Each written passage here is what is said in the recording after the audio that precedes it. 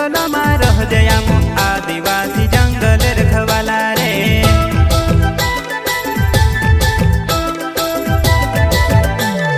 चल जंगल जमीन काजे पूजे रे आदिवासी दुनिया ने रखवाला रे।